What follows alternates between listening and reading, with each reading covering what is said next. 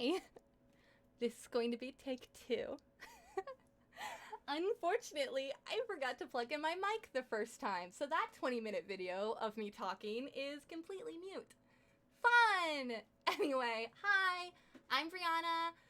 How are you guys doing? How's your 2021 treating you so far? Mine's going okay. It's definitely better than 2020 so far. We'll see. Let's talk about books. Let's jump right into it. For those of you who don't know, we at DNR are doing a 2021 reading challenge. You can find all the details on Instagram, on Patreon. If you go to our Discord server, which I'll be mentioning a few times here, you can get to that through Patreon and you can have a bunch of discussions with us. I'll be talking about that a little bit as well. Let's dive right into it. Sorry, I have to pull up my notes because I wasn't prepared to record this a second time. I was uploading. I was in the process of uploading. And then I was like, let me just make sure this sounds good. And then I click it and there's no sound at all. So let's do this. Okay. Maybe this time I'll be more brief. Maybe brevity will be better for me this time. I read Dragonlance, Dragons of Autumn Twilight. Sorry, I had to look at the cover to... Anyway. Obviously, that's only a third of this, and also I listened to the audiobook. So I did not read my physical copy, which is kind of falling apart. Isn't that sad? But don't worry, I have this big boy here that is in much better condition that I believe Elle and Jason got for me, but it might have been Brandon and Ashley, because I also have the annotated Legends, and I know both of you got me one, and I can't remember which group got me which one. Either way, you are all lovely, and thank you so, so much. Okay, let's put that down. That is a heavy boy. All right, let's put this one on top of it. Slightly less heavy boy. But let's talk about the audiobook, because I have a few notes. First of all, the voices did start to grow on me after a while.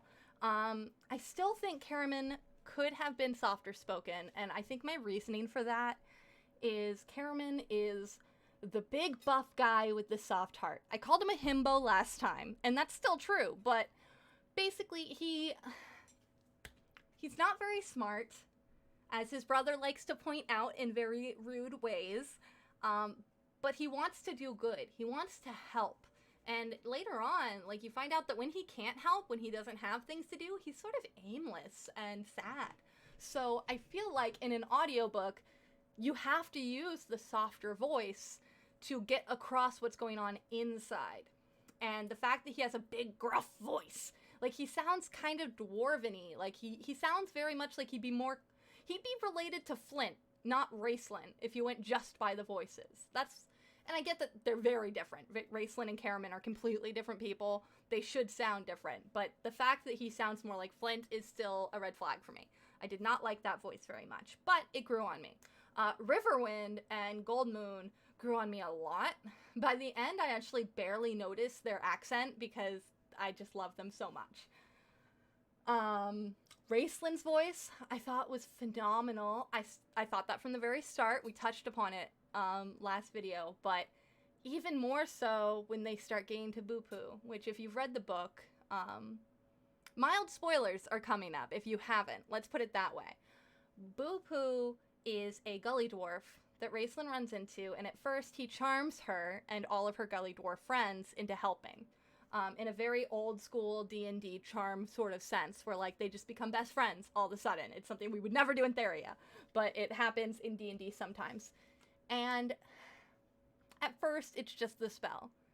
But Racelyn, being someone of a weaker persuasion who spent his whole life being treated lesser than and weak, kind of bonds with gully dwarves. Like, he does not like the way gully dwarves are treated.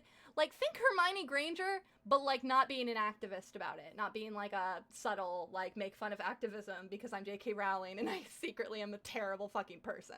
At the time, it was a secret. Anyway, it's before Twitter. Point is,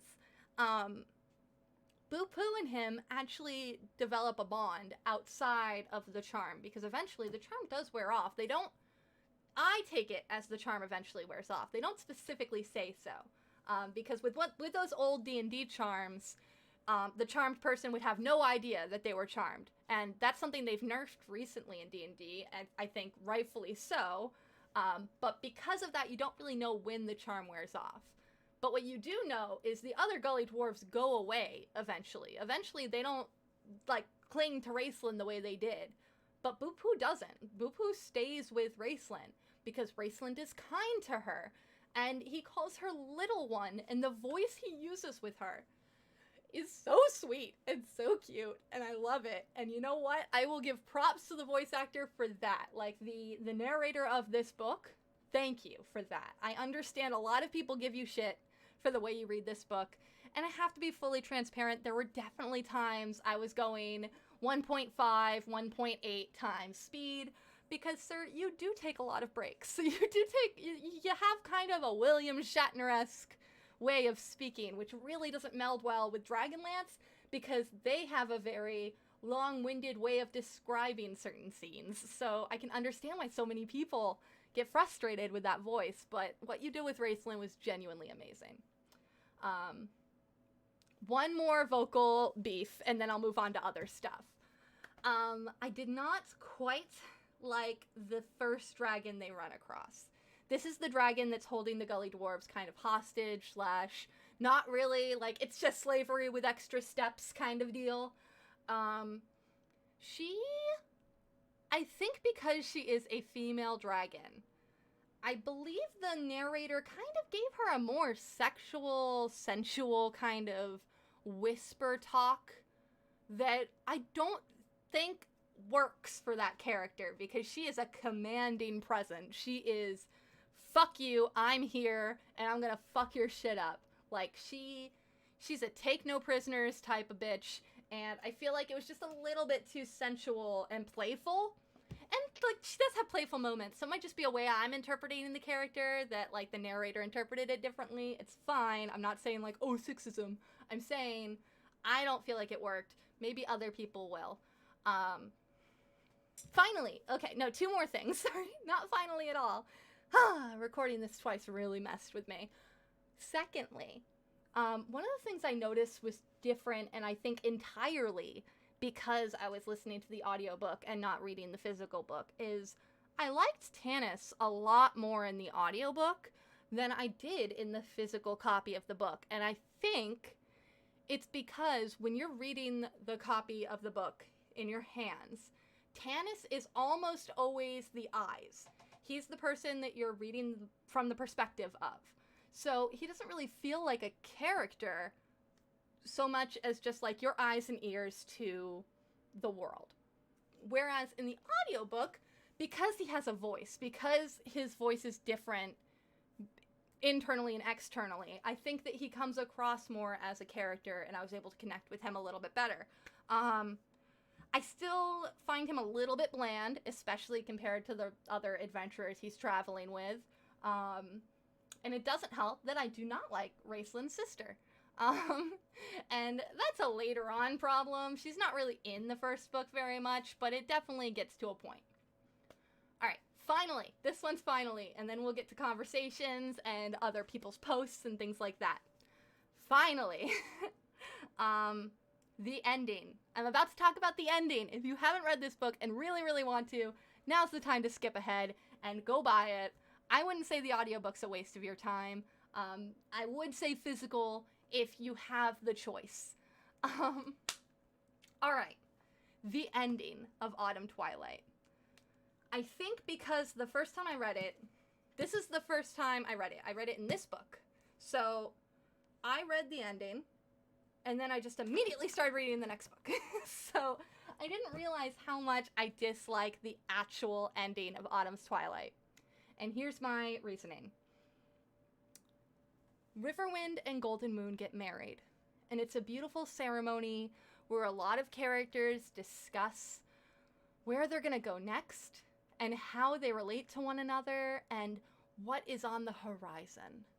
And then Golden Moon and Riverwind give each other their vows and handmade crafted items from the, like, how the old gods wanted it to be, because they are starting a new tradition. And it's beautiful and wonderful, and it's actually an amazing ending. And then there's another chapter that's all about other people. Like, it just kind of, like, it's about Huma and the legends, and it's all stuff you kind of need to know to move forward. The dragon lances, all of that. Like, it's important. But given that the start of Autumn's Twilight was Golden Moon and Riverwind, and so much of the book focuses on the ups and downs of their relationship, and is she Chieftain's daughter or is she Golden Moon, and all of that, I feel like the wedding was a good ending. And I don't think they needed to put the Huma part in right there. And I think it kind of makes the book end on kind of a downward note instead of that crescendo of wrapping up all of these characterizations and, like, still building up to the next book. But, like, anyway, that's my, like, I think the first time I read it, because the next book was right there, it didn't bother me as much. But because this time it was like, okay, I'm not going to read the whole trilogy right now. I don't have time. I'm just going to reread the first one for this reading challenge, and then maybe read the second and third one some other time. So yeah, that was kind of a downer a little bit. Just like it didn't take away from how beautiful the wedding was. It was just like, man, that was a perfect ending, and you kind of mucked it up a little bit, in my opinion. All right, so that's it when it comes to Dragonlance. I adore the series still. There's nothing in my second read through that I was like, wow, I forgot about this part and I hated it. Like, I still love every single character in their own way. They're all so special to me. I'm really excited for the reboot. I'm worried but excited. I wish it the best, just because I think that it's in the right hands, basically. And I said that much longer in the last recording, so it's actually kind of good that I'm doing a second recording, because in the first one, I went on for a while, and I think that that's a good summary of what I meant, was like, you know what?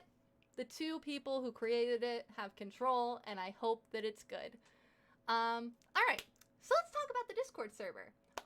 If you want to join our Discord server, go to patreon.com/DANDR, and that's how you can join. Even at the $1 tier, you get onto the Discord server, where we have had a lot of really interesting discussions in the reading challenge area about ebooks and LGBTQ representation in literature, and a whole subject, like a whole subclass of literature that I didn't know about called lit RPGs.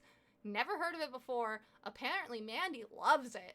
And I think Ken does too, if I recall. Sorry, I'm not looking at the conversation right now, but like a lot of people were talking about it, and I was like, what? What is this? I've never heard of this before.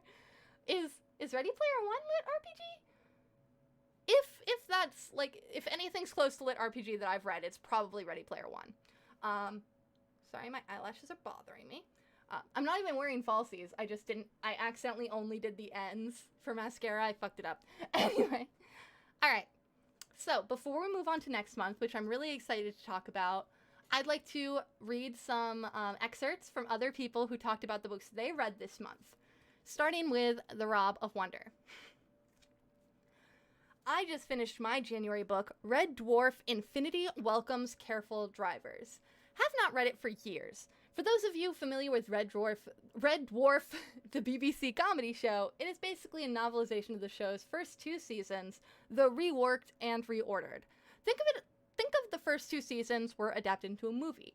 Similar to What You Know, but also different.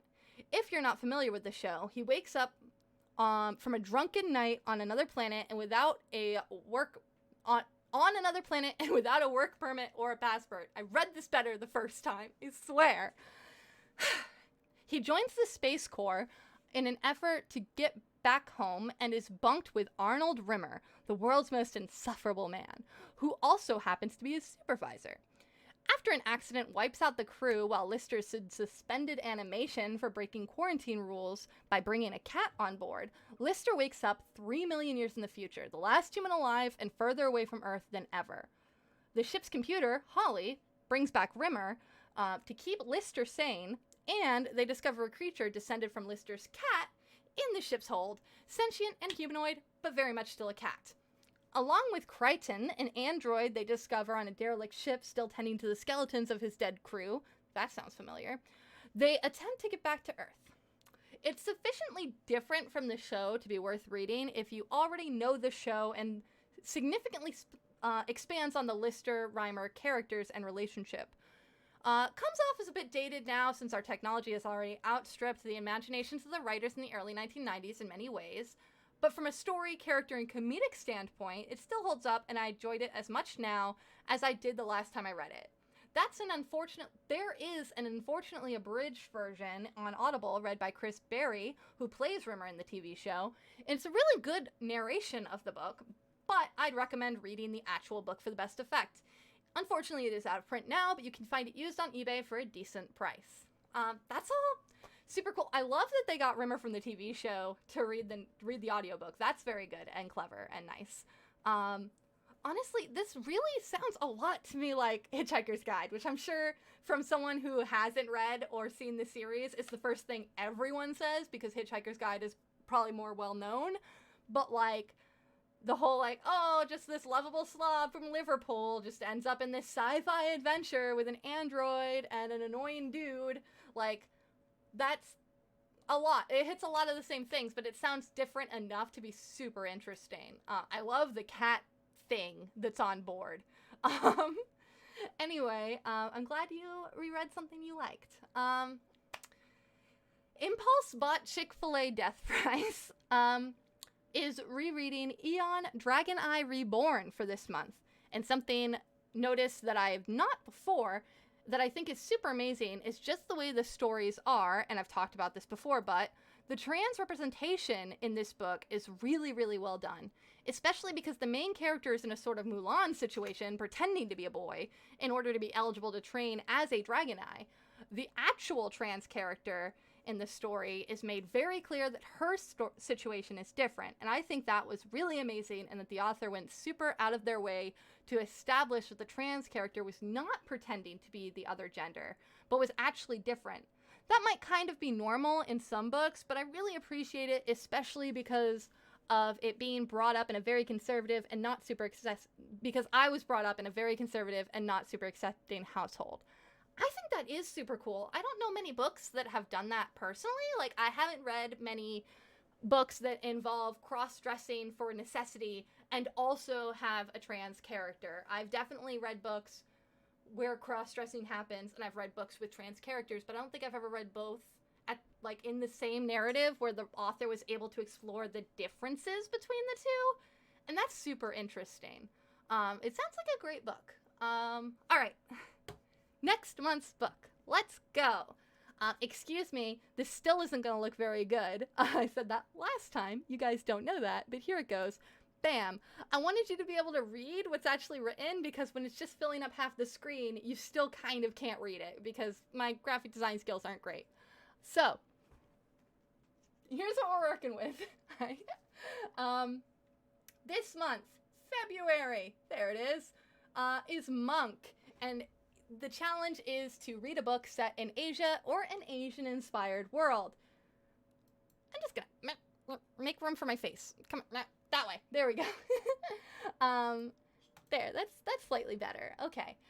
Set in Asia or an Asian-inspired world. So, last month I told you I was thinking of reading a sequel to a book. How is this already almost longer than my last one? Jesus.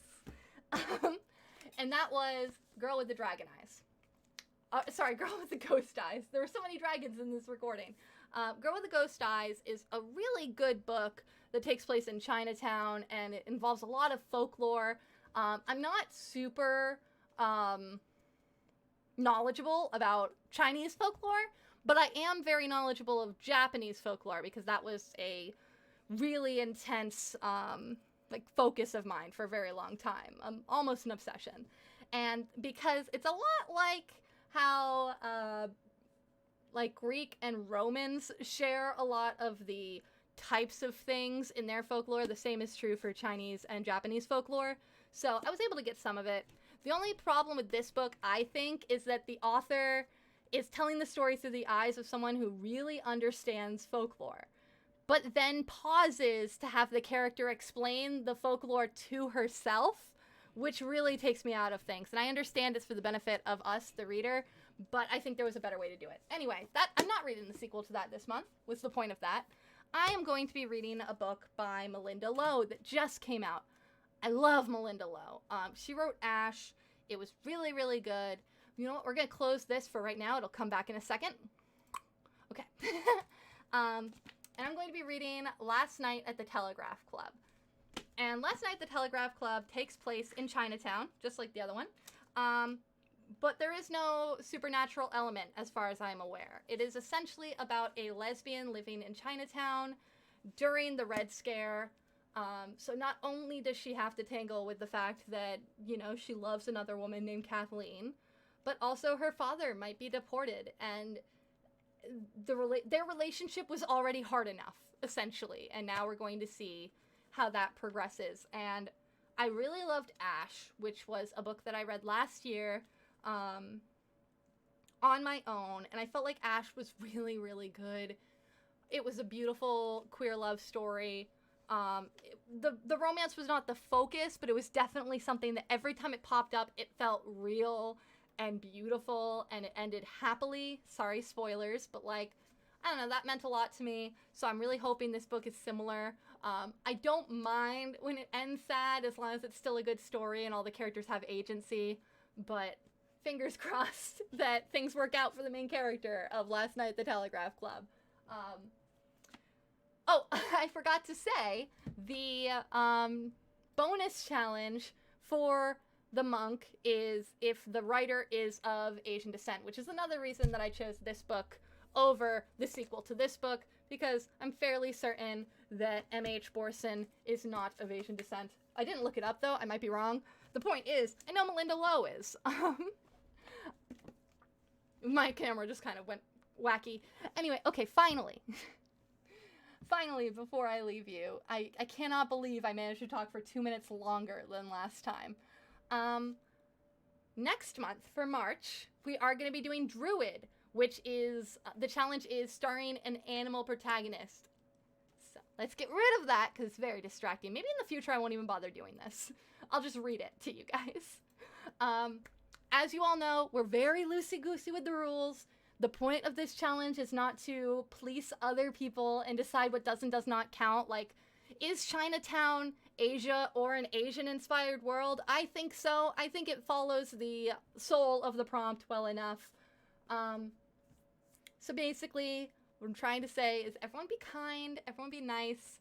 I'm excited to see what your picks are for this month as far as Asia, Asian-inspired world, potentially Asian author if you were able to. Next month will be fun as well. And if these sound fun to you, but you skipped the January one, you didn't realize in time that we were doing this, or you just didn't have time in January because you were super busy, jump right on. It's okay. We don't care. Like, jump on in March, jump on in February, jump on in like July, if that's the month that you can do it. The more the merrier. We're definitely still having conversations on Discord, so go to patreon.com/DANDR to go to our Discord and have all those chats that we've been having. Tell me in the comments down below what you're reading this month, what you read last month. Did you like it? Did it live up to your expectations that you had in your head from the last time you read it? All right, and finally, I forgot to mention this last time, so maybe it's a good thing that the audio was borked. Don't forget to back our Kickstarter campaign. If you go to Kickstarter.com right now, you can look up The White Ravens, which is our buddy Jameson has the rights to tell the story that we were never able to tell on the Dungeons and Randomness podcast. So we're really excited about that. I believe it's 50% funded now, or hopefully it will be. It was like 49% funded when I started recording. So we'll see. Fingers crossed. Definitely go look that up. We have some amazing artists involved, and we're really excited to see it come to life. All right, that's enough of my talking. Thank you so much for listening. I hope you're having fun with this challenge. I know I am. I hope 2021 is going great for you, and I love you all. Bye.